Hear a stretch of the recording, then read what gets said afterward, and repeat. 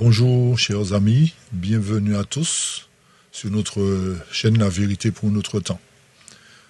Cela fait un moment déjà que nous abordons différents sujets qui convergent autour de la grande guerre qui prendra place très bientôt dans le Moyen-Orient. Et nous avons, cela fait 2 sabbats déjà, abordé l'étude du chapitre 2 de Joël. Et nous avons vu qu'il y a plusieurs éléments qui ressortent de ce chapitre, plusieurs faits importants que nous avions considérés pour la plupart. Et aujourd'hui, nous approfondirons ce sujet qui est d'une importance capitale, sujet profond et très important en fait. C'est le verset 23 de Joël, chapitre 2. Et nous verrons que la Bible parle d'une pluie, mais aussi d'une seconde pluie. Autrement dit, la pluie de la première et de l'arrière-saison. Mais dans ce contexte de Joël 2, 23, il y a un paradoxe qui se présente à nous. Et vous constaterez que, logiquement parlant, 2 pluies ne peuvent pas tomber en même temps. Plus précisément, une pluie doit venir à un moment précis, puis l'autre vient plus tard.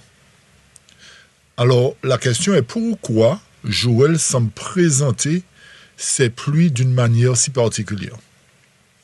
Est-ce que ça représente seulement une image agricole? Est-ce qu'il s'agit d'une prophétie ou d'un aspect spirituel? Est-ce un message pour le peuple de Dieu à la fin des temps? Et surtout, qu'est-ce que cela signifie pour nous aujourd'hui? Donc, à travers cette étude, nous prendrons le temps d'examiner ce sujet avec attention, Bible en main, afin de comprendre ce que Dieu veut nous enseigner à travers cette promesse de pluie. Donc, je vous invite vraiment à écouter attentivement et même à réécouter cette vidéo plusieurs fois, car certains éléments peuvent demander de la méditation. Ok? Donc, n'hésitez pas aussi à partager cette vidéo autour de vous, à vos proches, vos frères et sœurs, afin que ce message puisse toucher le plus grand nombre, chers amis. D'accord? Et n'oubliez pas de liker, de vous abonner pour ceux qui ne l'ont pas encore fait, car nous avons des sujets très, très, très intéressants, très profonds à venir. D'accord? Donc, que le Seigneur nous guide dans l'étude de sa parole, et sur ce, nous allons, comme d'habitude, prendre la position pour la prière, pour invoquer la présence de notre Dieu et le Saint-Esprit parmi nous afin qu'il nous aide à comprendre ce sujet particulier. Notre Père qui est aux cieux, que ton nom soit sanctifié, que ton règne vienne et que ta volonté soit faite sur la terre comme elle est faite dans les cieux. Seigneur, nous réclamons de toi le Saint-Esprit à l'instant même où nous ouvrirons ta parole afin de nous disposer, de nous permettre de comprendre ce sujet profond des 2 pluies et que toute ambiguïté, toute incompréhension puisse disparaître et que désormais nous puissions comprendre la vérité et marcher dans la vérité. Alors, bénis chacun, bénis tous les auditeurs, tous ceux qui se joindront à nous pour la première fois aussi, garde chacun et que la louange, l'honneur, le règne, la puissance et la gloire te soient rendues dès maintenant et pour toujours. Au nom de Jésus, je t'ai prié, Père. Amen. Amen. Donc, nous entrerons dans notre sujet et nous répondrons à ceux qui ont posé les questions la dernière fois concernant la pluie. Qu'est-ce que la pluie? Pourquoi 2 pluies? Etc., etc. Donc, soyez attentifs, prenez papier, prenez crayon, prenez le temps d'écouter. Si vous avez sommeil, allez faire un tour, passez de l'eau fraîche dans votre visage pour pouvoir bien écouter ce que nous avons à dire parce que le sujet est très important, chers amis. Peut-être que certains le connaissent, mais il est très important et particulièrement pour ceux qui ont posé les questions, vous aurez par la grâce de Dieu les réponses. Bien entendu, peut-être que nous n'aurons pas le temps de tout donner. D'accord, puisqu'il faut du temps pour expliquer, mais soyez patients. Nous allons entamer ce sujet par la grâce de Dieu. Alors, je prends une nouvelle de frère John. Frère John, comment vas-tu? Ça va par la grâce de Dieu? Oui, ça va, frère, et toi? Ça va, l'Éternel est bon. L'Éternel est bon. Okay. Amen. C'est gloire à Dieu, nous ça dit merci Seigneur. Amen. Nous ne pouvons dire que gloire à Dieu et merci Seigneur. Ok, quand nous te dit, frère Philippe, beaucoup de questions te demandent concernant la pluie, etc. Nous promettons, nous allons débuter ce sujet aujourd'hui. Donc, beaucoup de questions ont été posées concernant la pluie et nous avons promis de développer ce sujet aujourd'hui, chers amis. Ok, et nous voulons tout le monde suivre parce que là, il y a beaucoup de conceptions qui passent sur la parole, bon Dieu. Nous voulons clarifier ça aujourd'hui. Et nous voulons que vous tous vous suivez parce qu'il y a beaucoup de conceptions qui ne viennent pas de la parole de Dieu. Donc, nous ferons le sujet clair pour vous aujourd'hui. Et ça, nous allons souhaiter passer nous poursuivre Ça veut dire la pluie, pourquoi dernier pluie, signification de la pluie. N'oubliez pas tout détail clair selon la Bible aujourd'hui. Donc nous souhaitons que vous ayez beaucoup de patience envers nous parce que nous prendrons le temps aussi pour apporter les précisions. Pourquoi la pluie, pourquoi deux pluies, pourquoi pas une, etc. Nous ferons tout pour apporter les évidences pour vous, chers amis. Donc, c'est une question qui est pour appeler, mais si vous avez point clarification, demandez de nous clarifier les choses parce que nous voulons tout le monde bien compris ça, nous c'est ça. Donc, si vous avez des questions, notez-les pour la fin. Mais si ce sont des points de clarification, n'hésitez pas à nous arrêter pour apporter plus d'explications. Pour tous ceux particulièrement qui nous rejoignent pour la première fois aussi, d'accord? Tous les autres, vous êtes habitués déjà. Très bien. Ok, ça nous va dire encore bon sabbat pour toutes frères et sœurs, frère Philippe. Donc, nous disons une nouvelle fois bon sabbat à tous vous les frères et sœurs. Bon, ok, ben, frère Philippe, qu'on en a beaucoup pour nous rentrer en sujet à tout de suite. Hein? Yes, ok, on va entrer tout de suite dans le sujet, chers amis. Alors, le titre, c'est deux pluies au lieu d'une, chers amis, d'accord? Deux pluies au lieu d'une. D'accord, très bien. Donc, Isaïe 52, versets 1 et 2. Réveille-toi, réveille-toi, revêt ta parure, Sion, revêt tes habits de fête, Jérusalem, ville sainte, car il n'entrera plus chez toi, ni un circoncis, ni impur. Secoue ta poussière, lève-toi, mets sur toi ton séant, Jérusalem, détache les liens de ton cou, captive, fille de Sion. Merci.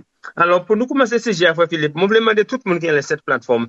Là, nous dit réveille-toi. Qui est Sion? C'est pas mon Sion, c'est Sion. Qui est l'église? Alors, pour ceux qui sont sur la plateforme, lorsque le texte dit réveille-toi, réveille-toi, Sion, de qui il est fait mention? Est-ce que c'est le mont Sion? Est-ce qu'il fait mention de l'église adventiste? De quel Sion il est fait mention, chers amis? De l'église adventiste. L'église adventiste. L'église adventiste. De l'église adventiste. Ok. De la Odyssée. C'est l'église purifiée. Après la purification, donc c'est pas l'église adventiste. L'église triomphante. Ah oui. Bon, seulement caché, c'est ça. Ok, moi seulement voulais nous savoir. Donc, Je veux seulement que nous sachions pour que. Vas-y. Maintenant, 1929, l'église là utilise ça beaucoup pour démontrer un étude qui est important. Depuis 1929, l'église utilise ce texte pour démontrer un point particulier.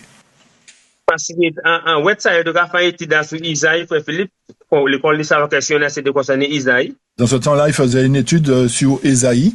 Et on comprend, là, nous, le texte, c'était l'église adventiste 7e jour. Lorsque nous lisons le texte, ça représente l'église adventiste du 7e jour.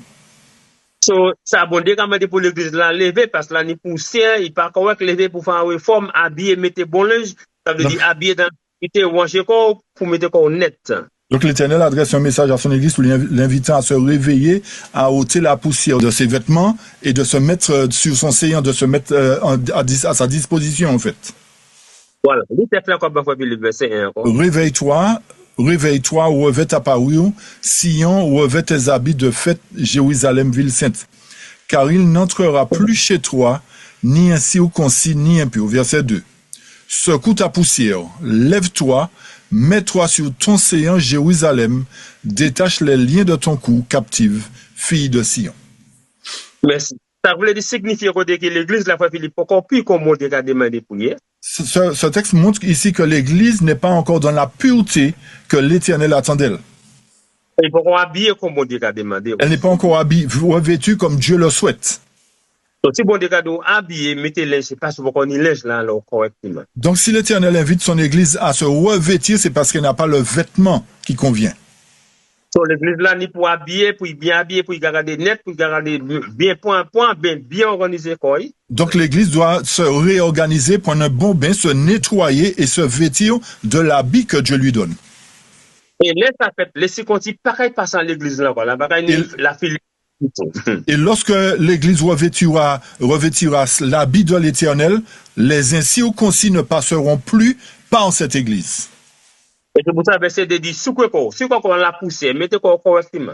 Et c'est pour cette raison, le verset 2 nous dit, secoue-toi, sors de la poussière, lève-toi, mets-toi d'une manière digne. Et ce qui est quand Assyrien, la casse est sortie un jour que la partie là, fait qu'on libre, là. C'est ça, libère-toi de ce joug qui pèse sur toi. Rends-toi libre de tous ces carcans qui pèsent sur toi. Et les filles Sion. Captive fille de Sion. Ça veut dire bon Dieu qui a parlé pour l'église aujourd'hui. Donc l'Éternel s'adresse à son église aujourd'hui. Donc, bien, tout le monde finit question de l'école du sabbat en 1921, 1932. Quoi, ça, beaucoup utilisé ça, il y a utilisé ces 7 chapitres appliqués pour l'église mondiale aujourd'hui. Donc, tous ceux qui ont conservé les questionnaires de 1929-1930 verront effectivement que cette application concernait l'église de Dieu depuis cette époque. Là, nous avons parlé concernant Sion aujourd'hui, nous avons parlé de l'église de Dieu aujourd'hui. Lorsque nous parlons concernant Sion, il s'agit de l'église de Dieu aujourd'hui. Il fait mention de l'église de Dieu. Voilà, donc nous faisons une distinction à Mont Sion et puis Sion, c'est débat, c'est pas même. Donc, il y a une distinction à faire entre le mont Sion et Sion tout court, d'accord? Je vais souhaiter nous comprendre ça là maintenant, ok? J'espère qu'aujourd'hui, là, nous avons compris ce thème, ce point. Ok, donc, pour nous tout ça, c'est l'église adventiste, bon, des cas adressés à cette. Donc, comme nous savons maintenant que ce message s'adresse particulièrement à l'église adventiste. Donc, nous avons trois sujets à noter pour nous discuter aujourd'hui. Donc, nous entrerons dans le sujet que nous avions promis de partager avec vous aujourd'hui. Pourquoi nous parler en Joël chapitre 2 concernant pli, premier pli, dernier pli. À nous bien entrer en détail pour nous bien comprendre cette sujet aujourd'hui. Alors, nous entrerons dans le détail pour montrer pour quelles raisons Joël nous parle de première et de seconde pluie. Nous apporterons tous les détails à votre connaissance. Joël 2, versets 23 à 27. Soyez heureux donc, vous enfants de Sion, et réjouissez-vous dans le Seigneur votre Dieu, car il vous a donné la première pluie modérément, et il fera descendre sur vous la pluie, la première pluie et la dernière pluie au premier mois. Les airs seront remplis de blé, et les cuves regorgeront de vin et d'huile. Et je vous rendrai les années qu'a mangé le locuste, comme ça s'appelle, la sauterelle, la lauve, le ver, le rongeur et la chenille, ma grande armée que j'avais envoyée contre vous. Et vous mangerez, vous serez rassasiés, et vous louez le nom du Seigneur, votre Dieu, qui aura agi avec vous merveilleusement, et mon peuple ne sera plus jamais honteux. Et vous saurez que je suis au milieu d'Israël, et que je suis le Seigneur, votre Dieu, et qu'il n'y en a pas d'autre, et mon peuple ne sera plus jamais honteux. Fin de citation. Donc, nous découvrons sur Joël chapitre 2. Donc, nous découvrons ici à travers Joël 2. Particulièrement verset 23. Particulièrement verset 23. Mais nous voulons nous faire une observation qui est importante, capitale importante. Nous voulons faire une observation qui est importante. Donc, c'est après verset 23 ou verset 24, verset 25, verset 26, verset 27 ou en plus pour douillot. Donc, c'est une fois que le verset 23 a trouvé son accomplissement que les versets suivants trouvent aussi leur accomplissement. Verset 24, 25, 26, 27. OK? Merci, Frère Philippe. Donc, nous voulons comprendre qui ça, verset 23 de nous qui est tellement important aujourd'hui. Donc, quel message le verset 23 veut nous apporter aujourd'hui? Un message très important. Quel est ce message? Et regardez verset 23. Lis encore, Frère Philippe. Je relis le verset 23. Soyez heureux donc, vous, enfants de Sion, et réjouissez-vous dans le Seigneur votre Dieu, car il vous a donné la première pluie modérément. Et il fera descendre sur vous la pluie, la première pluie et la dernière pluie au premier mois. Merci. Alors, frère, ça nous voulait tout le monde suivre cette étude parce que c'est capital important aujourd'hui pour tout le monde. Donc, suivez-nous attentivement parce que cette étude est très importante. Parce qu'il y a tellement de fois conception qui passe sur ça, il était que nous voulons faire ça clair une fois pour toutes aujourd'hui. Nous avons trop de conceptions qui ne sont pas après la parole de Dieu, l'inspiration. Donc nous voulons faire ce sujet clair une fois pour toutes aujourd'hui. Donc avant d'entrer en plus de détails, nous regardons verset 23 capitalement important. Donc avant d'entrer dans plus de détails, remarquez bien que le verset 23 est très important. Il dit, nous réjouissons, rejoice les enfants Sion, l'église de Dieu, l'éternel. Il dit, réjouissez-vous, enfants de Sion, en l'éternel, votre Dieu. Parce que c'est pas la prière, première prière, modérément. Parce qu'il vous donne la première pluie comment? Modérément. Non, là, nous dit modérément, ça veut dire, frère, dictionnaire. Maintenant, lorsque nous disons modérément, qu'est-ce que ça veut dire? Lorsque vous allez dans le dictionnaire, par exemple, qu'est-ce que ça veut dire modérément? Ça veut dire pas musique, etc. Il va modérément. On connaît le modérément. Ça veut dire qu'il a été en parcimonie. Il n'a pas été intense, mais ça a été en parcimonie, on va dire. Et après, c'est qu'il fait venir encore descendre la pluie. Et qu'est-ce qu'il va faire après? Il va ramener la pluie à nouveau. qui amène le premier pli et dernier pli en premier mois. Wow. Et il ramènera non seulement une pluie, mais deux pluies. La première et la dernière, une première pluie et une deuxième pluie au premier mois. Donc pourquoi Joël de 23 a un paradoxe pour Dieu? Pourquoi il me confirme? Pourquoi? Pourquoi y a-t-il ce paradoxe entre les deux, disons, dans le verset 23? Pourquoi y a-t-il ce paradoxe? Même les grands théologiens et puis historiens, Joël a un problème, ça. Même s'agissant des grands historiens, des théologiens, ils se trouvent en problème par rapport au verset 23. Et pourquoi, frères et sœurs? Pour quelle raison, frères et sœurs? Nous vous montrerons l'évidence tout à l'heure. L'on mettait en manière physique, l'appli a tombé, nous avons le premier pli d'abord et le dernier pli pour faire manger amis. C'est toujours comme ça. Donc, physiquement parlant, lorsque vous plantez, c'est pour vous arroser, ça représente la première pluie. Et lorsque le fruit est prêt à maturité, la seconde pluie l'amène justement à être mûr pour pouvoir aller au marché, pardon, n'est-ce pas? Pour récolter. Mais Joël, ben, nous avons un problème là. Mais Joël nous met un problème, justement, par rapport à tout ça. Parce qu'il dit, après, on dit, premier pli, premier pli à modérément. Donc, Joël dit, mais après que Dieu ait donné la première pluie modérément, le dernier pli a venu, il vient premier pli avec lui en deuxième fois. Donc, lorsque la dernière pluie vient, l'Éternel rajoute pour nous la première pluie une seconde fois. Donc, ça pas logique, fait une pièce, mais n'est pas logique. Donc, logiquement parlant, c'est pas correct. Ça a beaucoup de problèmes. Donc, ça pose beaucoup de problèmes à beaucoup de personnes, ce texte, chers amis. Normalement, ça n'est pas logique. Logiquement, c'est pas logique. Vous avez bien compris, physiquement. Si vous reportez ça physiquement, c'est pas logique, chers amis. OK? Voilà. Vous avez bien compris ce qu'on veut dire, hein? Voilà. OK. Et là, nous avons parlé de ça, bon Dieu, mettez ça en manière, nous avons sorti en physique, nous avons spirituellement. Donc, ayant un aspect physique, mais ça a aussi un aspect spirituel. Donc, nous prenons aussi l'aspect spirituel. Voilà. Et il y a nous enfants Sion, regardez verset 23. Donc, le texte nous amène à nous réjouir enfants de Sion. Et mon premier pli à modérément. Donc, je vous donne la pluie modérément, la première, modérément. Et ça, nous tout le monde comprendre, le monde qui a planté, bon, c'est pas planté, qui a fait l'histoire, on va faire. Agriculture. Agriculture, merci, frère. Donc, tous ceux qui sont agriculteurs vont mieux comprendre encore ce que nous sommes en train de dire. Donc, la première pluie a tombé, l'on planté manger, il a fait germiner pour commencer à lever, c'est normal, c'est la première pluie qu'il a fait. Donc, en tant qu'agriculteur, lorsque vous plantez les grains, vous arrosez ce qui correspond à la première pluie pour faire éclater le grain et le faire grandir, n'est-ce pas? Et puis après ça, il y a un dernier pli qui vous fait mis pour maquette. C'est ça qu'on a toujours eu. Dernier pli pour moi. Et la dernière pluie est là pour amener le grain à maturité pour vous permettre d'aller porter ses fruits au supermarché. Mais Joël, tu as croisé tout le système, comme c'est un bail qui est extraordinaire, différent, frère Philippe. Mais Joël 2, verset 23, met à terre tous les systèmes logiques, on va dire. Parce que pas la jeune premier pli, le dernier pli à tomber. C'est pas logique, c'est pas possible. Donc, logiquement parlant, ce n'est pas possible de recevoir la première pluie en même temps que la dernière pluie. Vous avez bien compris ce qu'on dit, chers amis? Ça signifie quelque chose qui est important, frère Philippe. Donc, ça signifie pour nous un point important.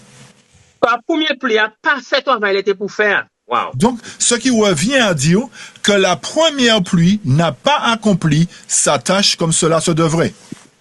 So, l'Éternel est obligé pour les premiers plis, encore les derniers plis à venir. Donc, l'Éternel est obligé d'envoyer à nouveau la première pluie au moment de la dernière pluie. Et ça, c'est un paradoxe, frère Philippe. Qui met les premiers plis à venir, les derniers plis? Les derniers plis, c'est pour faire maquette. Mon parent comprend ça. Et ça, c'est un paradoxe parce que logiquement, c'est la dernière pluie qui devrait tomber pour amener le grain à maturité, pour amener ce grain au supermarché ou ses fruits au supermarché. Alors, pour nous, un sujet correct, ma frère, pour que nous puissions entrer en profondeur dans le sujet, pour tout le monde bien compris ça, nous dire, afin que tout le monde comprenne clairement ce que nous dirons. Les titres, ça finit, ou ça peut être ni catholique, ni témoin de Jéhovah, ni quelque chose, ça peut être clair et net parce qu'il y a la Bible exactement quand il est fait. Donc, lorsque cette étude sera finie, vous serez en mesure de présenter ce sujet à qui vous voulez, que ce soit catholique, témoin de Jéhovah, qui vous voulez, vous serez à même de pouvoir présenter ce sujet clairement. So, nous voulons tout le monde suivre avec nous, frères et sœurs. Donc, suivez-nous attentivement. Parce que là, il y a beaucoup de conceptions qui sont erronées, qui passent selon ça qu'il était. Il y a beaucoup de conceptions erronées qui ne sont pas selon la volonté de Dieu. Alors, on trouve un système spirituel maintenant là. Pour Donc, nous comprendre. abordons le côté spirituel, l'aspect spirituel de ce texte. Donc, quand nous regardons ça, nous regardons plus physiquement, plus spirituellement, en type et quantité type. Nous regardons Donc, ça. nous aborderons la pluie physique dans le type, la pluie physique dans l'antitype, la pluie spirituelle dans le type, la pluie spirituelle dans l'antitype. D'accord, chers amis? Donc, nous, en Joël, frère Philippe, verset 23, qui a parlé de la pluie spirituellement, mais mettez physiquement pour bien comprendre les thèmes. Donc, la pluie dans Joël est une pluie spirituelle, mais l'Éternel lui a donné cet aspect physique pour que nous puissions bien comprendre son plan, son projet pour nous. D'accord. Est-ce que tout le monde comprend ça, frère Est-ce Philippe? que tout le monde a compris? Tout le monde a compris? Qui c'est qui n'a pas compris? Il peut seulement répéter une seule fois. Ok. S'il faut, on va répéter 2 fois, t'inquiète. Il n'y a pas de souci. Alors, on reprend, frère John. On S'il reprend. vous plaît, John. Il n'y a pas de Merci, souci. John. D'accord.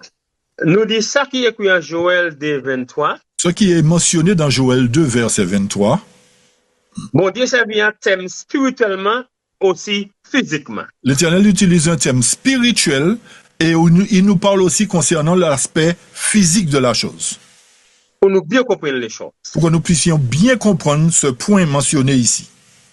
Ça veut dire après la pluie, il a produit quelque chose. Donc, après la pluie, logiquement, les fruits doivent sortir, doivent être produits, doivent être à maturité, en fait. C'est pourquoi il doit après verset 23, il doit verset 24, 25, lire quoi, frère Philippe, pour ça qui portait, etc. C'est pour cette raison que les versets 24 et 25 donnent les précisions de ce que la pluie a produit. Donc, une fois que les pluies sont tombées, les aires seront remplies de blé et les cuves regorgeront de vin et d'huile. Et je vous rendrai les années qu'a mangé la locuste, la larve, le ver rongeur et la chenille, ma grande armée que j'avais envoyée contre vous.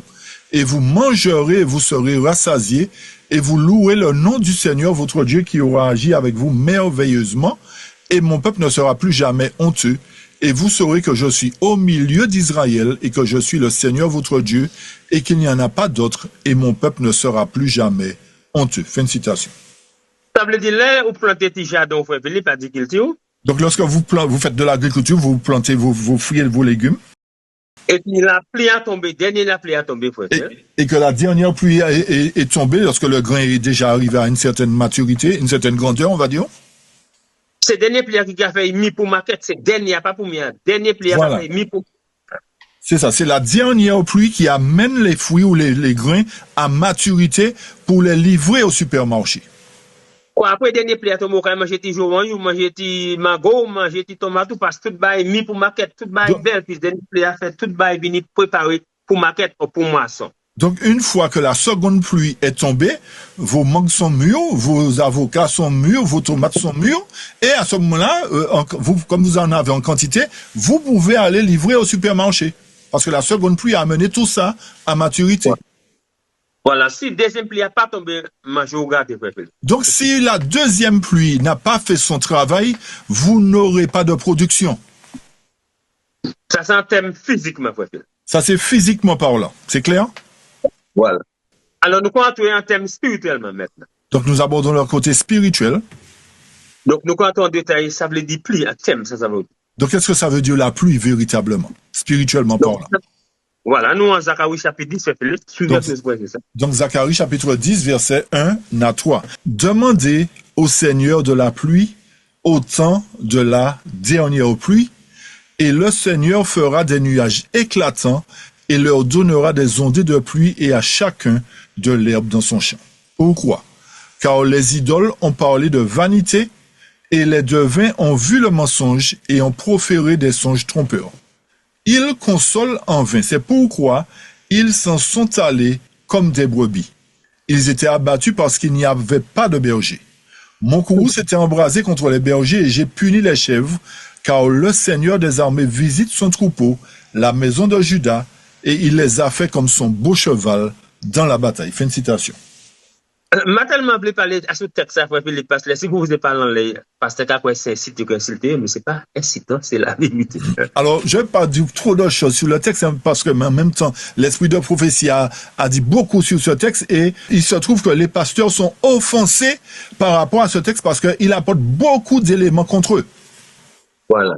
Parce que nous demandons pluie en temps dernier pluie à partir du verset. Parce que le texte dit, demandez au Seigneur de la pluie à l'époque de la dernière pluie. Bon, des gars, c'est belle nuage, pas au bon type pluie, frère Philippe. Et lorsque vous demanderez, l'Éternel produira de belles choses pour vous. Il vous donnera des ondées, il va faire des nuages éclatants, etc. Voilà. Pourquoi l'Éternel a demandé pluie en temps dernier pluie? Pour quelle raison l'Éternel nous invite à lui demander la pluie à l'époque de la dernière pluie, chers amis? Si l'Éternel a dit ça, pourquoi il a dit ça, frère Philippe? Si il a demandé, ben, alors, si l'Éternel nous invite à lui demander, pourquoi nous incite-t-il à lui demander? demandez en question. Je voulais me répondre. Qui c'est qui peut répondre, chers amis? Parce qu'en réalité, on n'a pas reçu le message convenablement.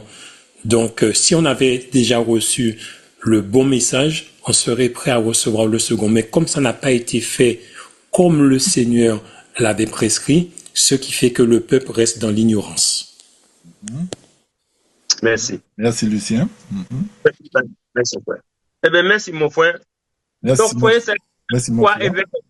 quoi, là, il y a un problème, regardez verset 2, il y a quoi, frère Philippe? Alors, nous verrons pourquoi il y a un problème. Le verset 2 nous donne les éléments de réponse.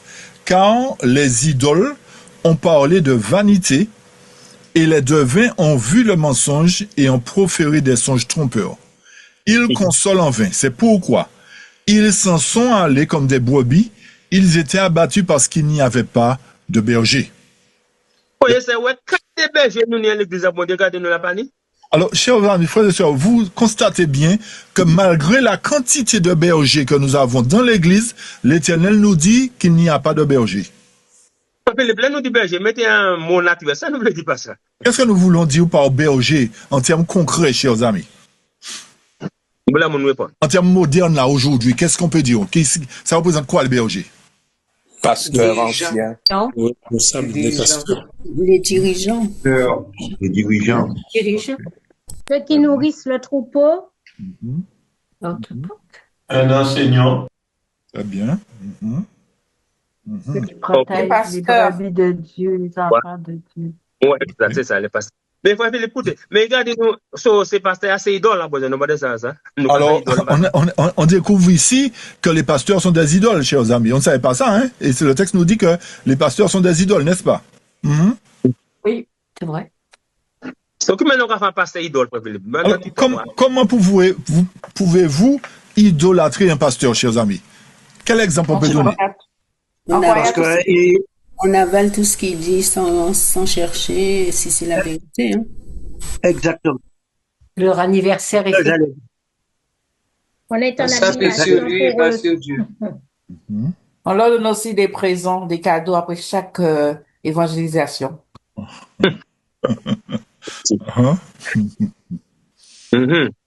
pas ce texte-là, dit frère Philippe, pourtant, le verset D encore, qui ça qui a fait là? Il n'y a pas dit nous la vérité. Exact. Car les idoles ont parlé de quoi? De vanité. Les devins ont vu le mensonge et ont proféré des songes trompeurs. Ils consolent en vain. C'est pourquoi ils s'en sont allés comme des brebis. Ils étaient abattus parce qu'il n'y avait pas de berger. Ça, c'est un texte qu'il faut immédiatement. Je l'ai dit beaucoup, les frères Philippe. Chers amis, ce texte est formidable. Je ne vais pas dire trop dessus, en fait. Alors, c'est ça, témoignage pour l'Église, volume 2, page 336, 37. Je ne vais pas dire beaucoup. Vous pouvez lire témoignage volume 2, en anglais, page 336, 37, et en français, chapitre 10.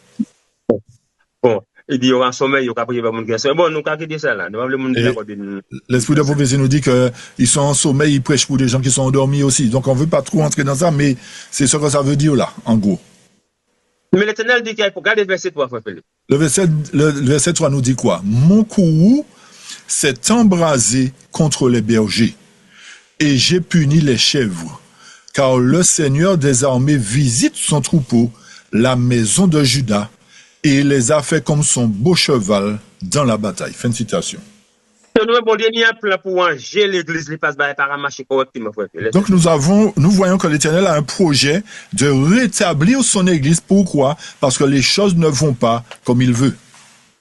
nous avons même condition qui passe dans l'église chrétienne, frère Philippe, manière de opposer Jésus, faire nation, pays en nation, et les dirigeants, etc. Nous avons même condition à l'église d'aujourd'hui. Donc la même condition qui a existé à l'époque de l'église primitive concernant les faux bergers, les pharisiens qui voulaient imposer au peuple une certaine manière de voir, c'est la même position que nous retrouvons aujourd'hui dans l'église.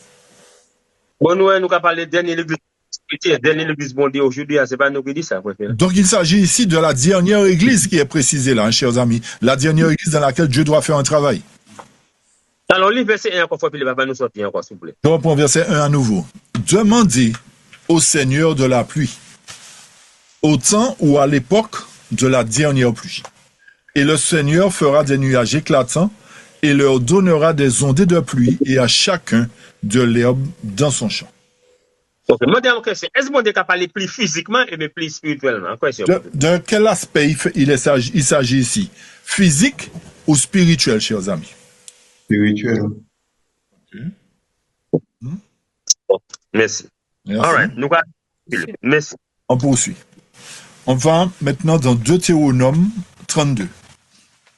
Deutéronome 32, verset 1 à 3. Prêtez l'oreille aux vous cieux et je parlerai. Et écoute-toi au terre les paroles de ma bouche. Ma doctrine tombera comme la pluie. Mon allocution distillera comme la rosée, comme la pluie fine sur la plante délicate et comme des ondées sur l'herbe. Parce que je publierai le nom du Seigneur attribué à la grandeur à notre Dieu. Attribuer la grandeur à notre Dieu. Pardon. Est-ce que tout le monde comprend le texte là, frère Philippe Lilbano, frère César? Avez-vous bien compris le texte que nous venons de lire? L'Éternel dit, écoute ces paroles, moi. L'Éternel nous invite à prêter l'oreille à ces paroles. Parce que quand il parle, I will speak, quand il parle. Parce que je vous parlerai, je m'adresserai à vous. Et puis il dit tout le monde l'écouter, frère César. Et il invite tout un chacun à prêter l'oreille. Parole, bouche, il dit, la parole qui sort de ma bouche. J'invite tout le monde à écouter la parole qui sort de ma bouche. Au verset de Philippe, document qui est tombé comme ça, on l'applique, document, parole, qui est descendu compris. Et l'Éternel nous fait comprendre que c'est sa doctrine qui tombera comme la pluie. Ma parole tombera comme la pluie. Ma doctrine tombera comme la pluie. Mon allocution distillera comme la rosée, comme la pluie fine sur la plante délicate et comme des ondées sur l'herbe. Qu'est-ce que ça veut dire ici, frères et sœurs? Si la pluie de Dieu, si la parole de Dieu tombe comme la pluie, d'après le symbole. Donc lorsque la pluie tombe, elle ne fait pas de distinction, hein? La pluie tombe sur tout ce sur quoi elle doit tomber, n'est-ce pas?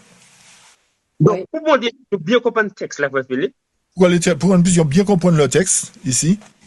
Pour appeler nous à côté comme si nous avons besoin de l'herbe, parce que l'appli à tomber dans l'herbe, ce qu'on pour côté nous, à côté nous, c'est l'herbe pour l'appeler à tomber dans l'herbe, pour l'herbe la confiter. Donc, l'Éternel nous invite à comprendre que, puisque la pluie tombe sur l'herbe, nous devions comprendre ce que représente l'herbe en réalité. Parce que la pluie tombe sur l'herbe, chers amis. OK? What? Est-ce que nous comprenons ça? Avez-nous compris ce point? Dernier mot, les zebla belle, fait zebla monter, c'est ça, hein? Donc, le verset 2 nous dit, cette pluie tombera sur l'herbe afin de la faire pousser.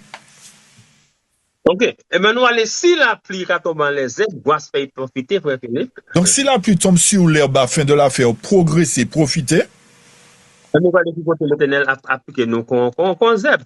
Voyons dans quel passage l'Éternel nous fait, nous montre ce que représente l'herbe, en fait. D'accord? La pluie tombe dans les herbes, ça, c'est la café. Alors, lorsque la pluie tombe sur l'herbe, c'est pour faire quoi? Pour faire pousser l'herbe. On est bien d'accord, chers amis? Ok. On va dans Ésaïe 40 maintenant. Ésaïe 40, versets 1 à 5. Ésaïe 40, 1 à 5. Consolez mon peuple, dit votre Dieu. Parlez avec réconfort à Jérusalem et criez-lui que son temps de guerre est accompli, que son iniquité est pardonnée, car elle a reçu de la main du Seigneur le double pour tous ses péchés. La voix de celui qui crie dans le désert, préparez le chemin du Seigneur, rendez droite dans le lieu aride une route pour notre Dieu. Toute vallée sera élevée, et toute montagne et toute colline seront abaissées, et les lieux tortueux seront rendus droits, et les lieux raboteux plats. Verset 5. Et la gloire du Seigneur sera révélée, et toute chair ensemble la verra, car la bouche du Seigneur a parlé. Verset 6 et suivant. La voix... Yes. Oui, ok. Tout le monde comprend le texte, Philippe. Tout à fait. Avez-vous bien compris cette première partie du texte, chers amis?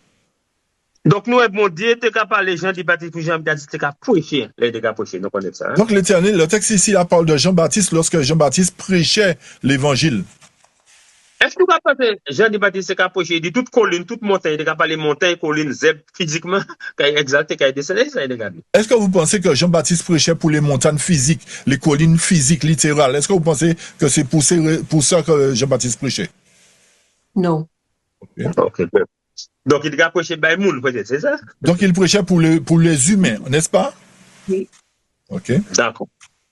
On continue, Philippe. On poursuit au verset 6 maintenant. La voix dit, crie, et il dit, que crierai-je? Toute chair est comme l'herbe, et toute sa beauté est comme la fleur des champs.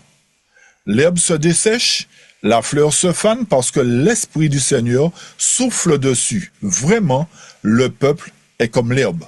L'herbe se dessèche, la fleur se fane, mais la parole de notre Dieu demeurera pour toujours. Fin de citation.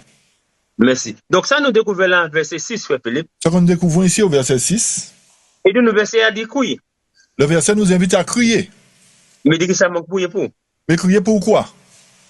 Mais dit toute chair, c'est qui ça? Il nous dit que toute chair est comment? Nous dit en anglais, all flesh is grass. En français, il dit custom. Mais dit all flesh is grass.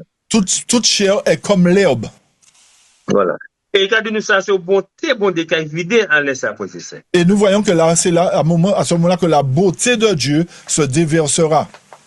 Les paroles là tombent, Frère Philippe, toute fleur, toute baille qui a profité, belle fleur, tout ça qui a profité normal. Donc ça voudrait dire que lorsque la parole descendra, tombera sur l'herbe, sur les humains ou sur les plantes, tout progressera en fait, tout grandira.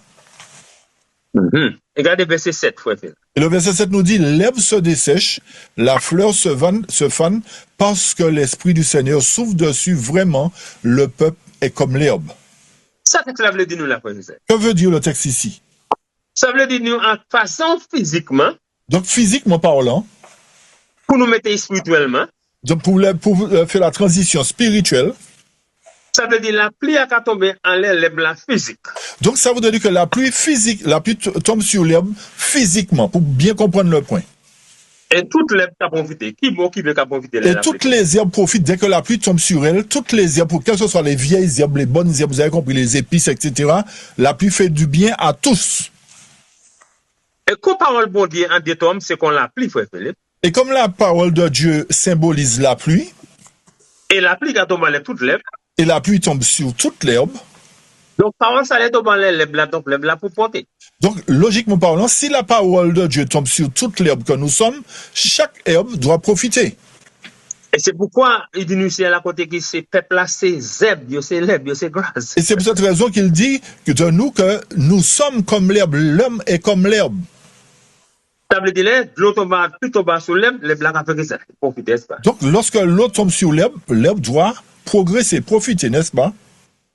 Est-ce que nous bien comprenons ça, professeur? Avons-nous bien compris, frères et sœurs, jusque-là? Comme parole pour Dieu descend compris. Comme la parole de Dieu descend comme la pluie. Bon Dieu possède nous comme l'herbe. L'Éternel nous considère comme de l'herbe. Pour aller la pluie tombe dans l'herbe. Et comme la pluie tombe sur nous, sur l'herbe que nous sommes. L'herbe là a profité, n'est-ce pas? Nous progressons, l'herbe que nous sommes, nous progressons, n'est-ce pas? Ça veut dire qui bon qui mauvais, puis après à tomber, tout a profité. Donc, que nous soyons bons ou mauvais, logiquement, nous devrions grandir. Vous avez bien compris le point? Est-ce que nous comprenons ça, professeur? Vous avez bien compris ce thème, chers amis? Si nous mettons en manière spirituellement. Donc, si nous prenons l'aspect spirituel véritablement. Parce que doctrine, Jésus, c'est la pluie, c'est pas la pluie physique. La doctrine de Christ n'est pas une pluie physique, mais sa doctrine, sa parole. Donc là, la pluie a tombé en l'air toute l'herbe, frère Philippe. Donc lorsque sa parole tombe sur toute l'herbe, mais pour profiter. Chaque herbe physiquement, chaque être humain physiquement doit progresser. Ça veut dire ça qui est bon à profiter, ça qui est mauvais à profiter aussi, frère Philippe, tout à profiter. Donc ça voudrait dire que ce soit bon ou mauvais, les deux bénéficient de la pluie et les deux grandissent. Quoi, si c'est hypocrisie, on va faire plus hypocrisie, et c'est bon, bon, c'est ça, frère Philippe. Donc ça voudrait dire quoi? Que si quelqu'un est hypocrite, elle devient hypocrite en puissance. Et si elle est dans la vérité, elle va grandir dans la vérité aussi, chers amis. Voilà. Si la pluie est obligée de faire quelque chose, fait tout grandir, c'est normal. Parce que la pluie fait toutes les plantes, toutes les herbes grandir sans exception. Et vous allez exposer. On reprend. On reprend, Frère John. Vas-y, frère Philippe. Donc, si l'Éternel déverse sa pluie, sa parole sur toute herbe, la pluie fait croître les bons et les méchants. Donc, si la pluie tombe sur les méchants, ces méchants deviendront plus méchants encore. Ils vont grandir dans la méchanceté. Tandis que si la pluie, lorsque la pluie tombe sur les justes, ils grandiront dans la justice, dans la connaissance de Dieu. C'est pourquoi les moissons, tout le déporté fruits, frère Philippe, tout le déporté fruits. C'est pour cette raison que lors de la moisson, les deux portent des fruits. Parce qu'il a tombé, tout le monde pour faire une décision, frère Philippe. Parce que lorsqu'il pleut, tout le monde doit prendre position pour quelque chose. Donc, le thème, ça nous dit la pluie, parole, bon Dieu, c'est une pluie qui a tombé sur l'herbe. Donc, d'après le thème, nous voyons que la pluie représente la parole de Dieu qui descend sur toute herbe, toute chair humaine. Et nous, tout le monde bien compris ça. Et nous voudrions que tout un chacun vous compreniez clairement ce point. Regardez verset 8, frère Philippe, qui est important capitalement. Et le verset 8 nous dit, l'herbe se dessèche, la fleur se fane, mais la parole de notre Dieu demeurera pour toujours. Merci, ouais. Ouais, pourquoi nous disons tout le monde dépend les paroles exactement comme il frère, c'est ça? Ouais, pourquoi on vous invite à dépendre totalement de la parole de Dieu telle qu'elle est en Jésus-Christ, chers amis? Parce que celle qui ça défend nous dans les paroles exactement comme il est écrit. Parce que la seule chose qui est en mesure de nous défendre, c'est la parole de Dieu. Surtout lorsque nous nous appuyons sur il est écrit. Pas ça qui est tête, hein? Pas ce qui est dans notre tête. Hein? Ça veut dire, quelque chose dans ma tête, mon pour suivre exactement ça qu'il est écrit. Exactement ça voudrait dire que même si j'ai mes propres idées en tête, mes propres conceptions, je dois me plier à ce que la parole enseigne. Vous ne pouvez pas d'accord, ça va pas faire bien, ou par contre, ça n'a pas de problème, suivre exactement ça qu'il est écrit. Vous pourrez être frustré parce que ça vous arrange pas de vous plier, mais vous êtes obligé de vous plier à ce qui est écrit. Donc, position, c'est regarder si ça a dit, est-ce qu'il est écrit? Donc, votre position, c'est de savoir si ce qui est dit est écrit. Si pas écrit, j'étais ici écrit, obligé de respecter et suivre cette loi. Si ce n'est pas écrit, mettez ça de côté. Si c'est écrit, pliez-vous aux exigences de la parole. C'est pas ça.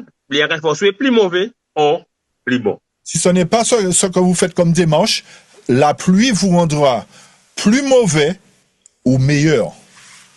Donc ça, nous découvrons là, frères et sœurs. Ce que nous découvrons ici, frères et sœurs. Vu que la doctrine de Dieu tombe comme de la pluie, nous sommes représentés comme étant de l'herbe. La pluie tombe sur l'herbe et toute l'herbe profite, que ce soit mauvaise herbe ou bonne herbe. Voilà, mais ça qui est important au verset 8. Ce qui est important au verset 8 ici. Et de toute l'herbe, la peut passer, ça, un problème, ça va passer. Donc l'Éternel nous fait savoir que toute herbe va passer. Mais alors, même l'herbe se dessèche, la fleur se fane, mais la parole de notre Dieu demeurera pour toujours. Donc, si vous voulez caper debout tout le temps, vous pas un choix, mais dépend à l'île. Donc, si vous voulez rester debout, vous n'avez pas le choix de rester attaché à la parole de Dieu. Vous ne pouvez pas compter ça qui est écrit, ça gêne, peu importe. Vous serez peut-être pas content de ce qui est écrit, mais peu importe, vous devez vous plier. Voilà, mon seul choix, marcher selon il est écrit. Le seul choix que vous avez, c'est de marcher selon ce qui est écrit. Et nous allons utiliser des gens qui ont tête nos conceptions. Nous, frère Philippe, nous avons pour nous aider, pour nous mettre dans la clé, nous voulons dire exactement ça il est écrit. C'est pour cette raison que nous ne voulons pas mettre notre propre conception en avant. C'est pour cette raison aussi que nous prenons le temps d'étudier ensemble pour vous apporter strictement ce qui est écrit. Oui, c'est pas vous. Moi, frère Philippe, nous conceptionnons tout le monde l'idée, mais nous pas instruit ça nous penser. Nous instruit exactement qui est écrit. Frère Gesseur, sachez une chose, c'est que nous avons notre propre conception aussi, frère John et moi, mais nous nous plions strictement à ce qui est écrit. Parce que nous ne voulons pas ça personne dans les épaules. Nous. Amen. Parce que nous ne voulons pas que le sang de quiconque d'entre vous retombe sur nos épaules. Amen. Moi, quand on dit plusieurs fois, mon gars vient à titre, il y a un certain bail qui va faire oublier contre. Bon, nous comprenons ça. Donc, l'Esprit de vous nous dit que beaucoup entendront la parole, ça va les amener à se révolter. On comprend ça. On comprend pas venir, pas venir encore. Peu importe, pour venir ou pas venir, parole là, c'est exactement ce qu'il y a. Une partie de fidèles va venir et puis ne viendront plus après avoir entendu cela. Mais peu importe, vous avez entendu la parole. C'est exactement sa parole là, oubliez ou appliquer si l'on l'est. Parce que la parole de Dieu, comment tu as dit ça, ce qui est écrit dans la parole s'accomplira automatiquement. À la lettre. Voilà, nous mettons nous allons parler plus à quel thème nous allons utiliser.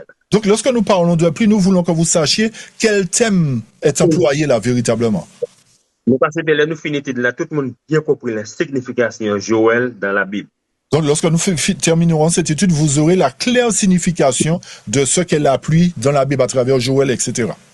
Nous allons pour l'autre thème rapidement. On avance dans Pierre, chers amis. J'espère que petit à petit, je vois des messages sur le chat. J'espère que petit à petit, vous commencez à comprendre, hein, chers amis. OK? On apporte les évidences. C'est très bien. Alors, 1 Pierre 1, verset 22 à 25. 1 Pierre 1, verset 22 à 25. Puisque vous avez purifié vos âmes en obéissant à la vérité par l'Esprit, pour avoir un amour sincère des frères, veillez à ce que veillez à ce que vous vous aimiez l'un l'autre avec ferveur d'un cœur pur. Verset 23. Étant né de nouveau, non d'une semence corruptible, mais d'une incorruptible par la parole de Dieu qui vit et qui demeure pour toujours. Verset 24. Car toute chair est comme l'herbe, et toute la gloire de l'homme comme la fleur de l'herbe. L'herbe sèche et sa fleur tombe. Mais la parole du Seigneur demeure pour toujours, et c'est cette parole par laquelle l'évangile vous est prêché. Fin de citation. Si nous tenions conception, maintenant, il a dit nous exactement ça nous lie à l'Ancien Testament. Donc, si nous avions une autre conception de la pluie, l'Éternel nous révèle ici plus clairement ce que ça représente. Donc, la pluie qui tombe la pierre, c'est mis ces paroles là, nous c'est l'évangile là, la pluie, c'est l'évangile.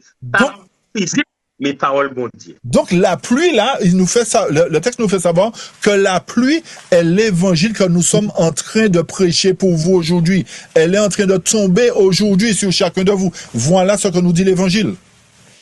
Là, nous dit, parole bon Dieu, les paroles qui accompli, ça veut dire, doctrine accomplie. Exactement ça, texte-là.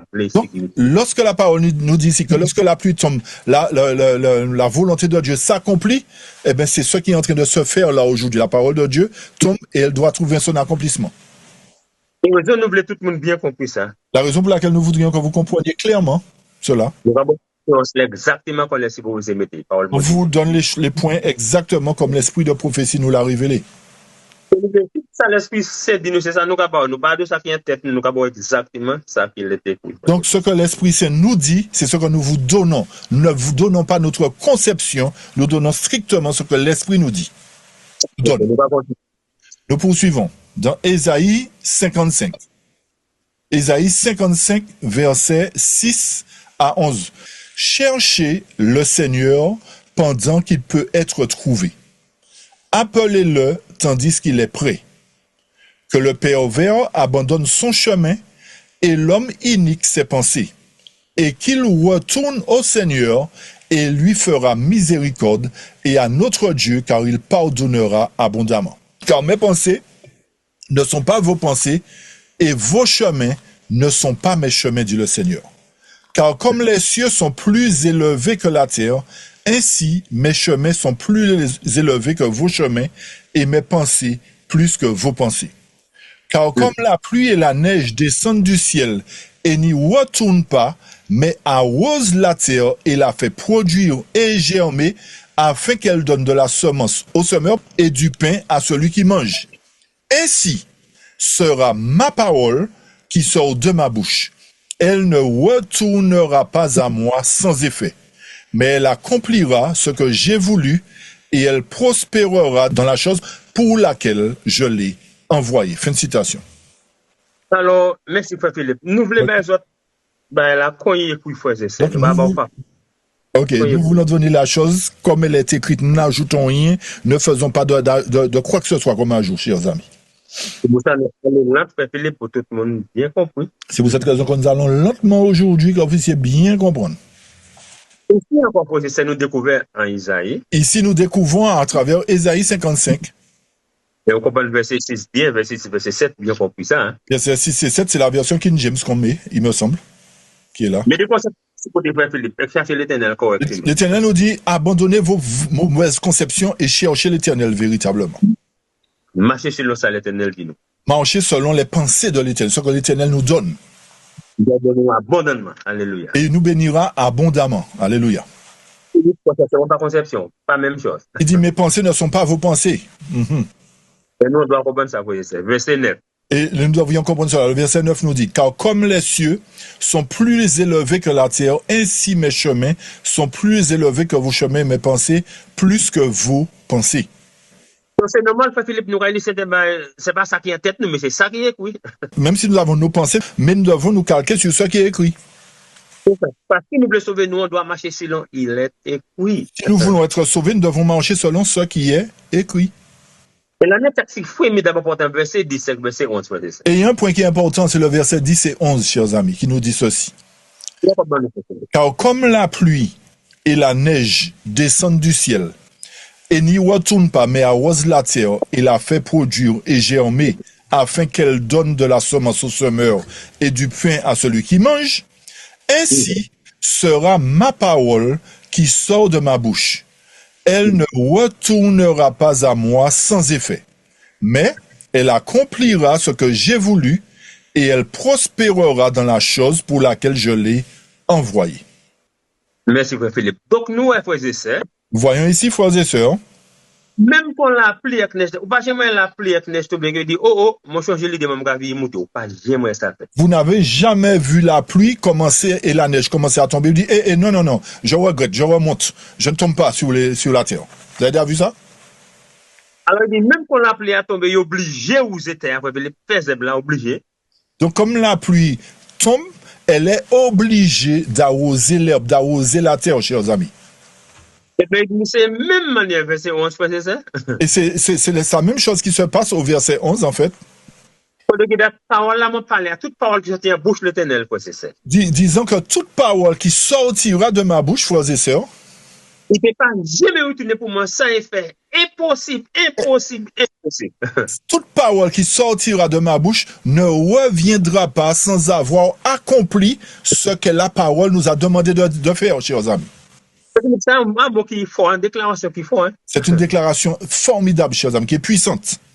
La pièce par l'Éternel parler, obligé accomplir exactement ça l'Éternel dit. Toute parole prononcée par l'Éternel doit trouver obligatoirement leur accomplissement dans nos vies. Et puis, il faut prospérer exactement ça l'Éternel dit. Wow. Et chaque parole doit nous amener à prospérer comme l'Éternel l'a dit.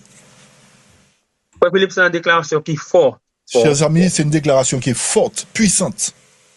Oui. Attends, oui. Reprends le verset 11, s'il te plaît. Ok, on reprend le verset 11, for John.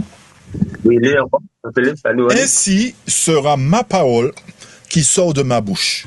Elle ne retournera pas à moi sans effet, mais elle accomplira ce que j'ai voulu et elle prospérera dans la chose pour laquelle je l'ai envoyée. Ouais, pour comprendre, frère Jean-Pierre, c'est bon? Vous avez compris? C'est pas pour frère Jean-Pierre, c'est quelqu'un qui a demandé. J'ai vu ça. Il n'y a pas de problème. Okay. Ça veut dire que c'est une déclaration qui est extraordinairement forte. Donc, c'est une déclaration qui est extraordinairement forte, chers amis. Voici l'évangile de la caille la guerre, depuis bon Dieu dit, et puis ça obligé fait. Donc si l'évangile nous dit qu'il y aura la guerre, c'est l'Éternel qui l'a dit. La guerre trouvera son accomplissement, que nous le voulions ou pas. Il dit là, dans un temps de détresse, et puis ça obligé fait. L'Éternel dit qu'il y aura un temps de détresse, c'est écrit, le temps de détresse arrivera. Il a une marque de la bête, ça écrit, ça obligé fait. L'Éternel dit qu'il y aura une marque de la bête, c'est écrit, ça s'accomplira. Et il dit là qu'il y a un scellement avant la marque de la bête, le peuple obligé c'est la marque de la bête. Et il dit qu'il y a un scellement avant la marque de la bête, le peuple de Dieu doit être scellé avant la marque de la bête. Donc il dit là qu'il y a une purification, il écrit ça obligé garanti fait. L'Éternel dit aussi qu'il y aura une purification, c'est aussi écrit, et cela trouvera son accomplissement.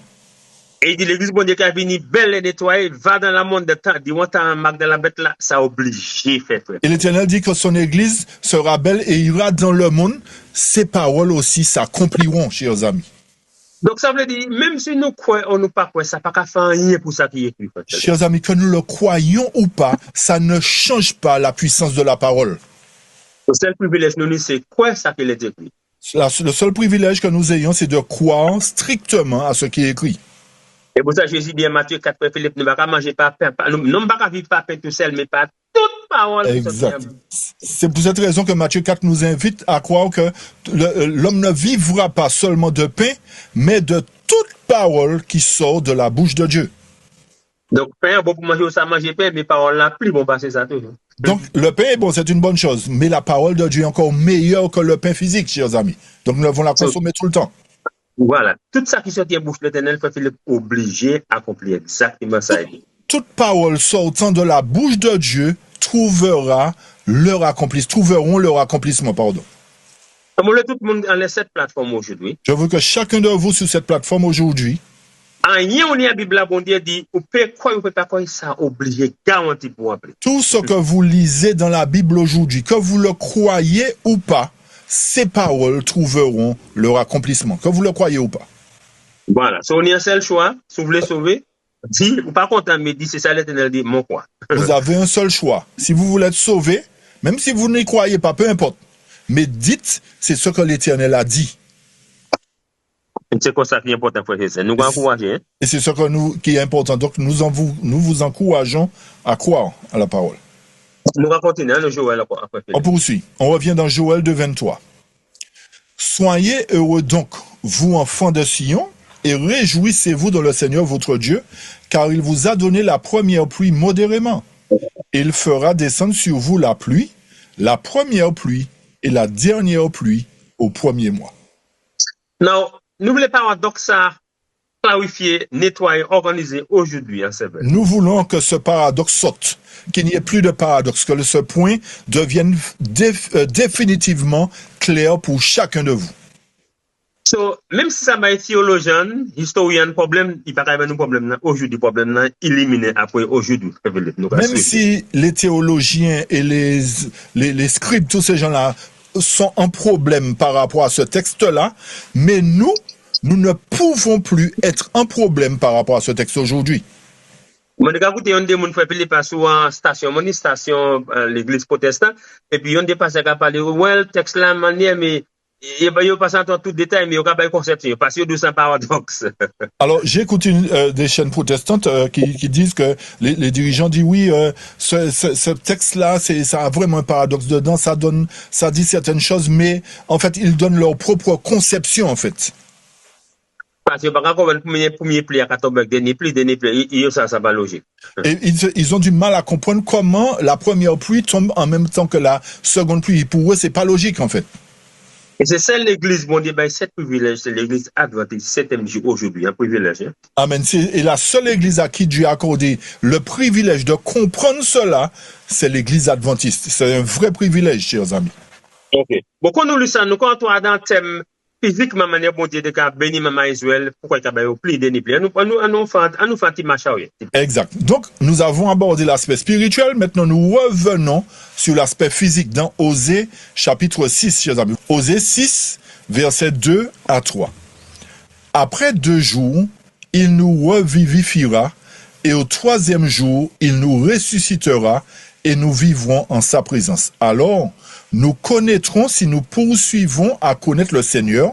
son lever est préparé comme le point du jour, et il viendra à nous comme la pluie, comme la dernière et la première pluie sur la terre. Fin de citation. Alors, là, nous lisons ce texte, lorsque nous lisons ce texte ici, frères et sœurs, peut-être nous le lisons souvent, je pense. Peut-être que nous le lisons souvent. Mais nous, Israël, manière de marcher, pas de faire ça qui est correct devant l'Éternel. Nous voyons qu'Israël, dans leur marche, ils ne faisaient pas ce qui était conforme à l'Éternel à leur époque. Mais l'Éternel a dit, pas si nous l'avons dit, mais oui, tout n'est assez fait mal, fait bien, puis mon pardonnons. Hein? L'Éternel, ayant beaucoup d'amour dans son cœur, les invitait à revenir à lui. Arrêtez de faire le mal. Revenez à moi. L'Éternel les invitait souvent à revenir.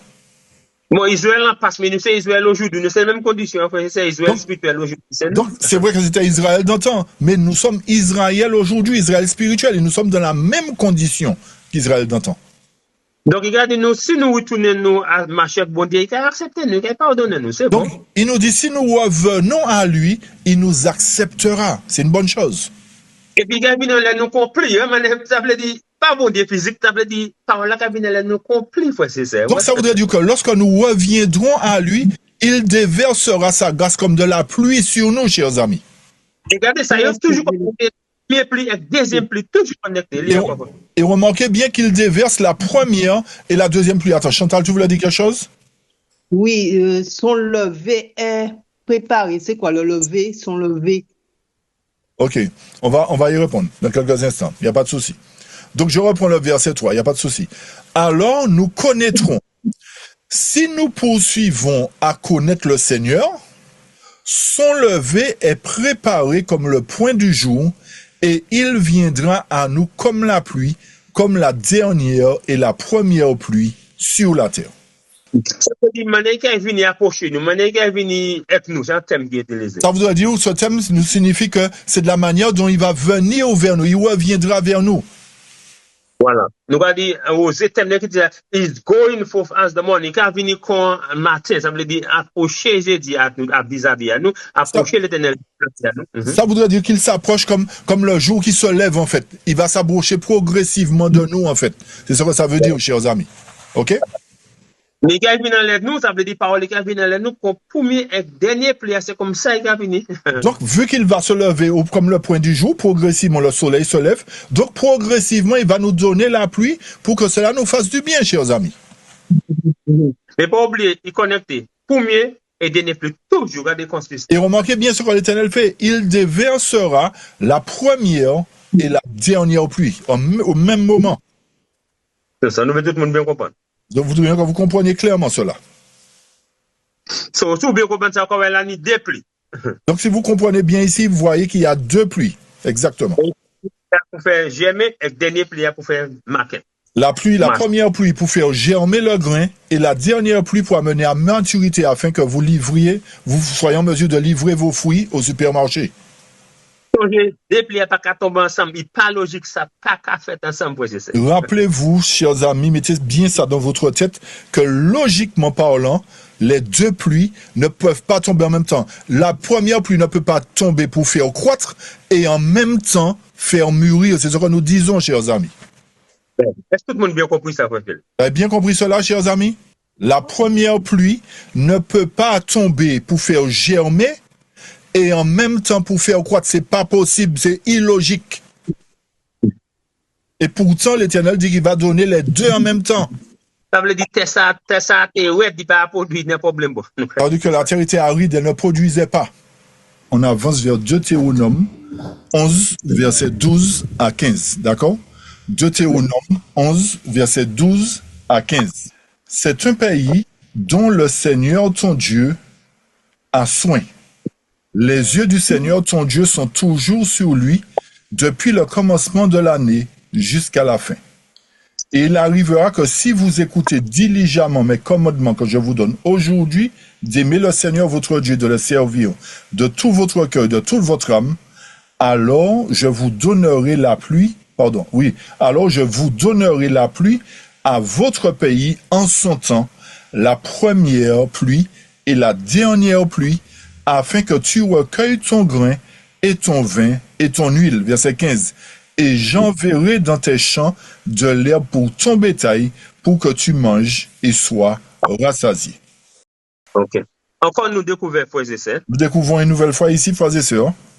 Israël a fait agriculture, ça a été planté, c'est ça a été fait. Israël, en tant qu'agriculteur éleveur, c'est ce qu'il faisait, il plantait, etc. Et nous découvrons, puis au jeune résultat, il doit jeune premier pli et dernier pli pour le jeune résultat. Donc, pour qu'il soit en mesure d'avoir des fruits, d'avoir une bonne production, il devait recevoir la première et la dernière pluie. À nous suivre, ce qui est important, saison, pas oublier, frère et sœurs. Donc, remarquez bien à la saison, pour la saison. Voilà. Il vient de nos premiers plis et le deuxième pli où on doit gêner pour faire market. Si pas ni ça, major pas qu'à market. Donc, si vous ne recevez pas la première et la dernière pluie en même temps, vous ne pourrez pas avoir des fruits à maturité. Le verset 14, encore, frère Philippe, s'il vous plaît. Alors, je vous donnerai la pluie à votre pays en son temps, ou encore à sa saison. La première pluie et la dernière pluie, afin que tu recueilles ton grain et ton vin et ton huile. Ça veut dire, si ou pas jeune ces plis, premier deuxième plis, manger, on peut planter banane, peu importe, tomate, là, au moins, on peut gâter, aura un problème. Donc, si vous ne recevez pas les deux pluies en leur temps, toute votre production va être perdue, chers amis. Alors, c'est pour ça que l'Éternel a utilisé cette méthode. Ça veut dire, en manière physique, aussi pour posséder de manière spirituelle aussi. Donc c'est pour cette raison que l'Éternel utilise la méthode physique pour nous amener à avoir une claire compréhension du côté spirituel, de l'aspect spirituel. Donc vous savez, Joël a planté, frère, c'est ça, il a fait planter. C'est ça, c'est et vous savez qu'Israël il plantait beaucoup, d'accord? Il faisait beaucoup de production. Il a planté maïs, il a planté l'orge, il a planté, il a fait, plantait du maïs, de l'orge, etc. Il faisait beaucoup de culture. Et il a fait beaucoup de business, c'est quoi faire parce que ça. Il faisait beaucoup de business par rapport à ça. Mais ça qui est important, c'est pluie. Ce qui est important pour eux, c'était la pluie, chers amis. C'est premier pluie, dernier pluie, il a fait au market. C'est la première et la dernière pluie qui nous permettait d'apporter les fruits au marché. Et c'est pourquoi on comprend ça de manière spirituelle.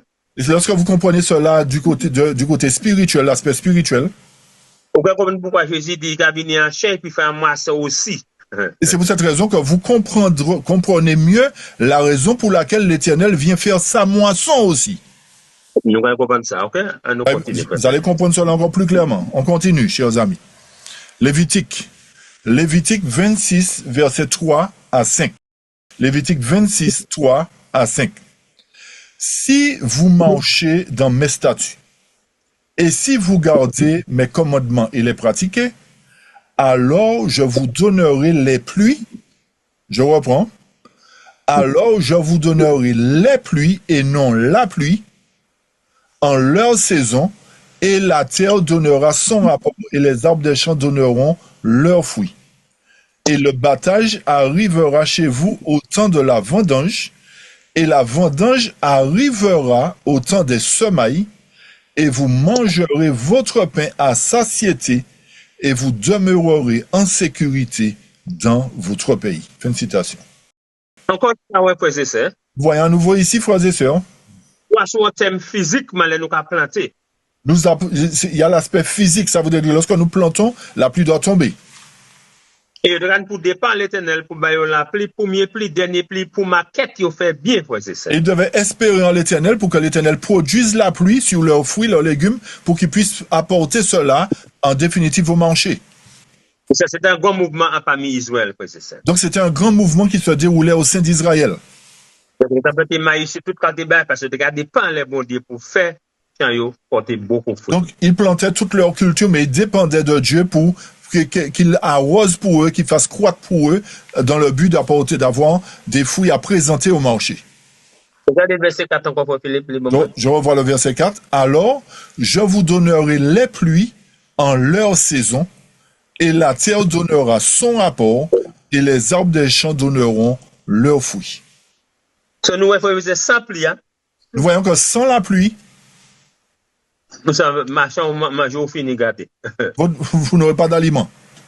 Nous voulons comprendre bon Dieu qui a utilisé les mêmes méthodes physiquement pour faire nous connaître la vie bon Dieu spirituellement dans l'église. Donc l'Éternel nous donne l'aspect physique pour nous amener à une claire compréhension de l'aspect spirituel dans nos vies, dans l'église. On nous aller encore l'autre. Merci, Frère Philippe. Poursuit dans Jérémie 5, versets 23 à 26. Jérémie 5, 23 à 26.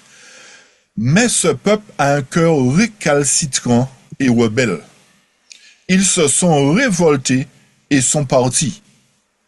Et ils ne disent pas non plus dans leur cœur, craignons maintenant le Seigneur notre Dieu qui donne la pluie, la première et la dernière pluie en sa saison. Il nous réserve les semailles fixées pour la moisson. Vos iniquités ont détourné ces choses et vos péchés ont retenu ces bonnes choses loin de vous. Car il se trouve parmi mon peuple des hommes méchants. Ils sont aux aguets comme celui qui met des filets. Ils posent un piège, ils attrapent des hommes. Fin de citation. Nous voyons à nouveau ici, frères et sœurs. Si nous ne pouvons pas marcher comme avec bon Dieu, nous pouvons empêcher la pluie à tomber, manger, nous avons un problème, frères et sœurs. Nous voyons que si nous ne marchons pas d'une manière conforme à l'Éternel, nous empêcherons la pluie de tomber et de produire ses effets. Et c'est pour ça que l'évangile a dit, nous les planter, il n'y a pas qu'à marcher comme avec bon Dieu, il y a gagné beaucoup de problèmes dans le champ. Le texte nous montre que lorsqu'il plantait et qu'il ne marchait pas d'une manière digne de l'Éternel, il subissait encore la défaite. Il n'avait pas de production, en fait.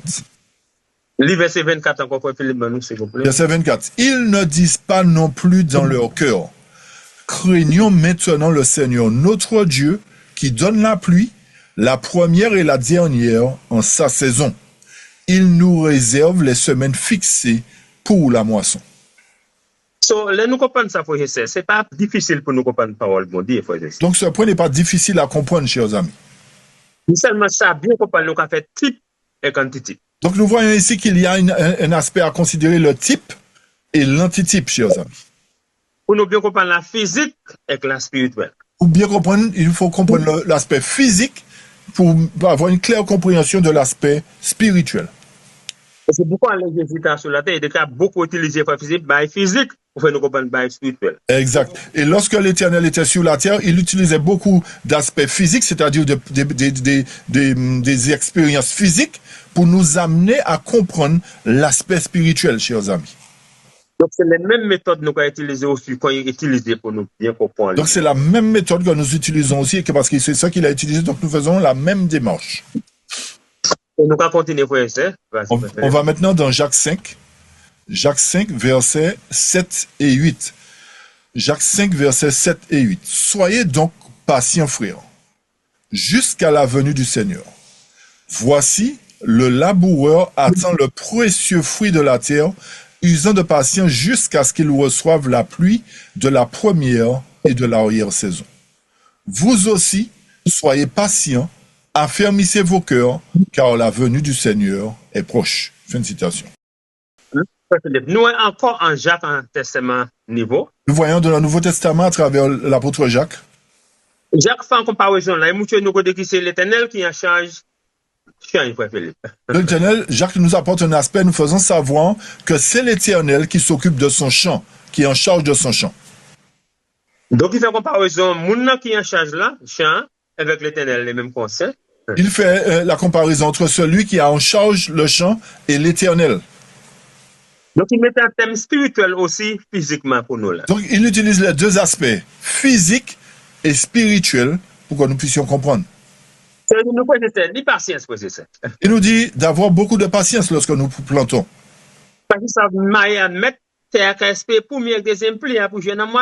Parce qu'il sait que le marié, le propriétaire de la terre, attend l'époque de la moisson.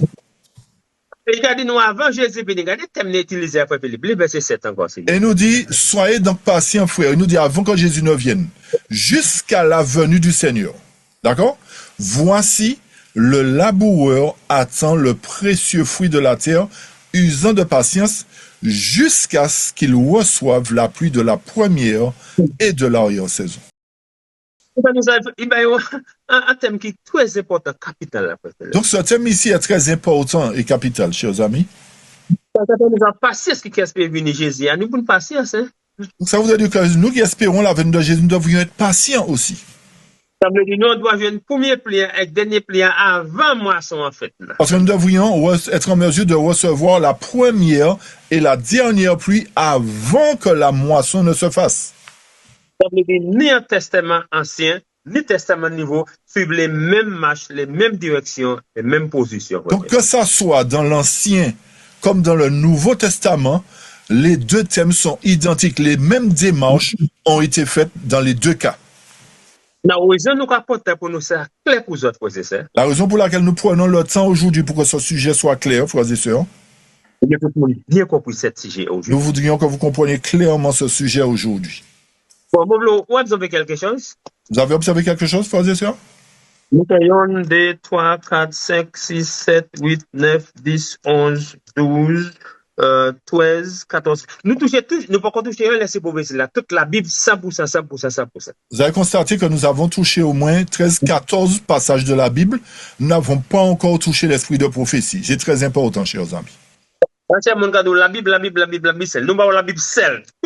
Beaucoup de personnes disent, oui, nous voulons la Bible seule. Nous avons donné que la Bible seule depuis tout à l'heure.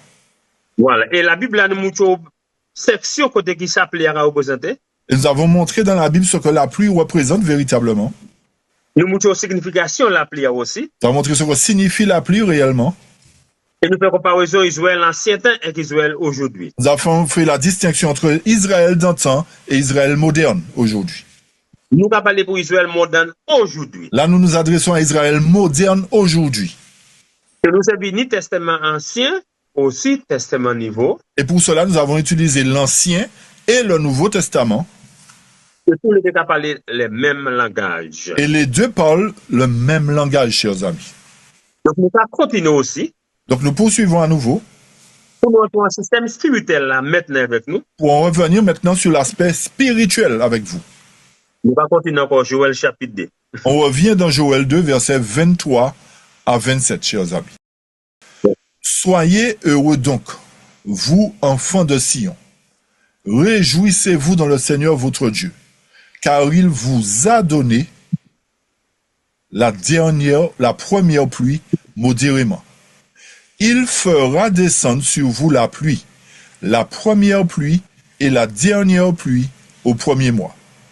Les airs seront remplis de blé et les cuves regorgeront de vin et d'huile. Et je vous rendrai les années qu'a mangé la locuste, la larve, le ver rongeur et la chenille, ma grande armée que j'avais envoyée contre vous. Et vous mangerez et vous serez rassasiés. Et vous louez le nom du Seigneur votre Dieu, qui aura agi avec vous merveilleusement, et mon peuple ne sera plus jamais honteux. Et vous saurez que je suis au milieu d'Israël, et que je suis le Seigneur votre Dieu, et qu'il n'y en a pas d'autre, et mon peuple ne sera plus jamais honteux. Fin de citation. Merci, Frère Philippe. Encore nous découvrons, frères et sœurs. Découvrons à nouveau ici, frères et sœurs. Je pense qu'on nous lit plus souvent, on comprend mieux aujourd'hui, frères et sœurs. Plus nous lisons fréquemment, mieux nous comprenons le point. Donc, dans Joël chapitre 2, 23. Donc, Joël 2, 23. Il pose un paradoxe qui est extraordinaire important. Joël 2, 23 nous présente un paradoxe qui est extraordinaire et en même temps important. Mais ça qui est important dans la parabole, là, il dit c'est après verset 23. Donc, ce qui est important de la parabole, c'est qu'il nous dit suite au verset, à l'accomplissement du verset 23. Tout appliqué spirituellement, tout appliqué physiquement, c'est le même résultat. Que vous l'appliquiez physiquement ou spirituellement, c'est le même effet que ça produit, chers amis.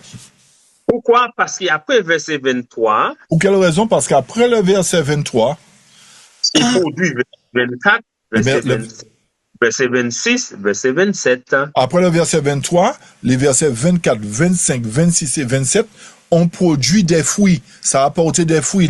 L'accomplissement s'est réalisé. Et raison, c'est important, frères et sœurs. La raison pour laquelle c'est important, frères et sœurs. Verset 28. Verset 28. Qui parle concernant l'Esprit bon Dieu en toute plénitude. Qui représente l'Esprit de Dieu déversé dans toute sa plénitude. Nous ayons verset 28. Nous voyons que c'est au verset 28 que ça s'accomplit. La puissance de l'Esprit Saint. Vous avez bien compris ce qu'on a dit, chers amis? Mais pas en verset 23.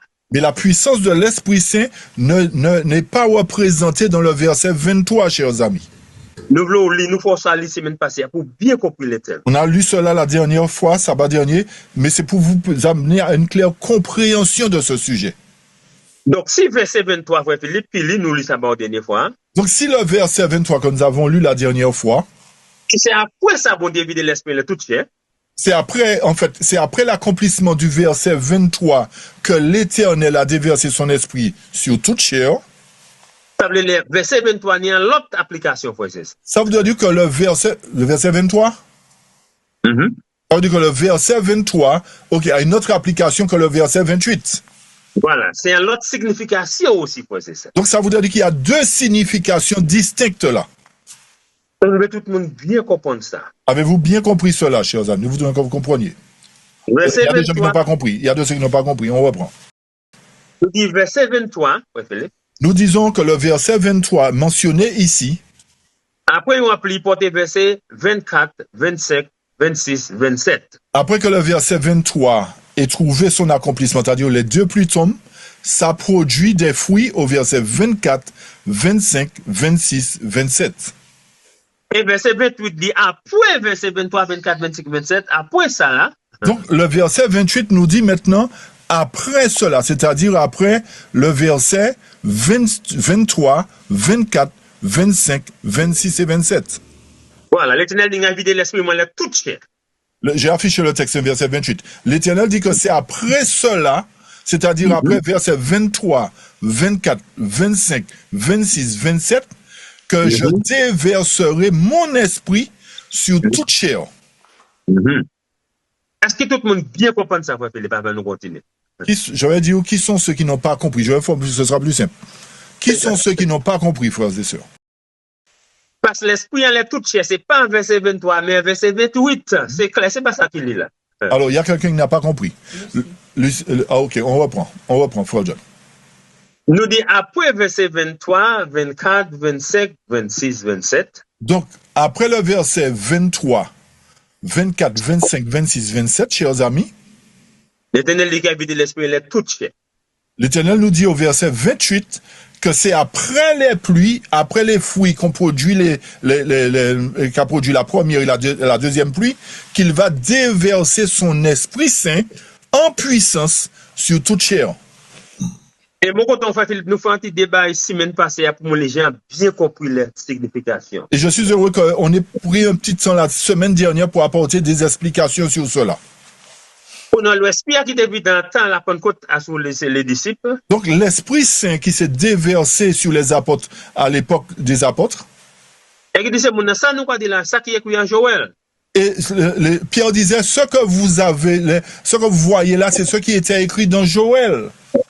Et nous expliquer, c'est pas Joël 23, mais c'est Joël 28. Et nous avons expliqué que ce que les apôtres ont reçu dans la chambre haute n'était pas Joël 23, mais Joël 28, chers amis.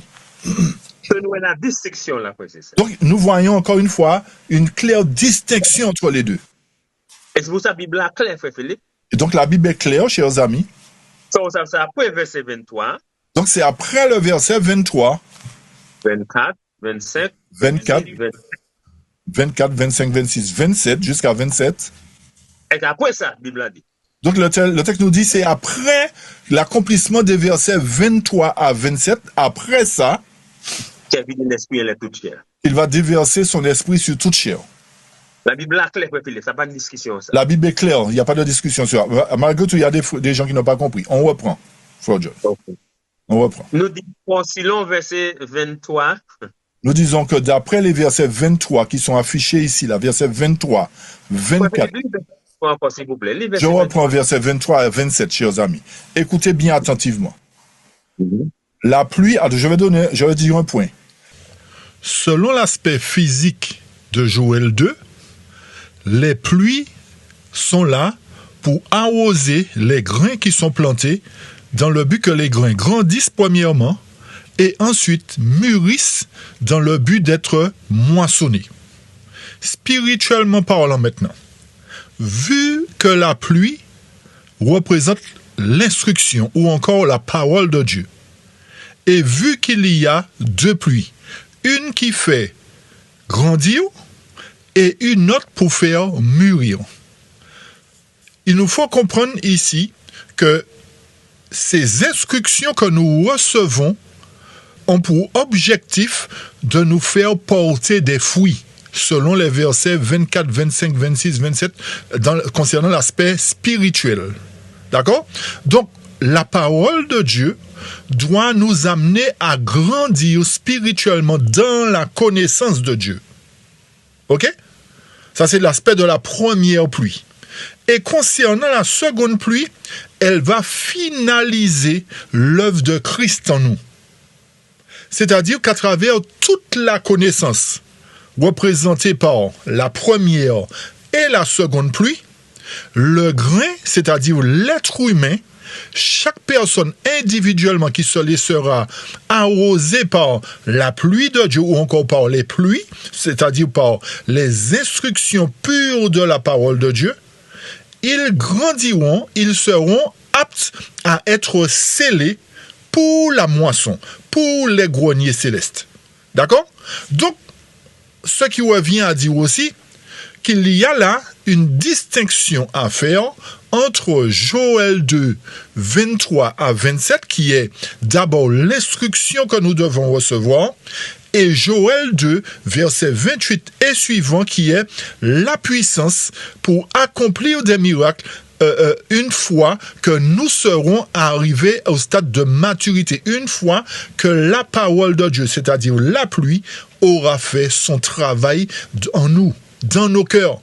Donc, les fruits représentés ici dans Joël 2 représentent le caractère puis les qualités que Dieu attend de nous pour que nous soyons patients, que nous soyons remplis d'amour, que nous soyons persévérants, que nous soyons aimables, etc., etc. Toutes ces qualités-là vont transformer notre caractère pour qu'en définitive, que le Saint-Esprit en puissance, selon Joël 2, 28, descende sur chacun de nous. Mais dans quel but?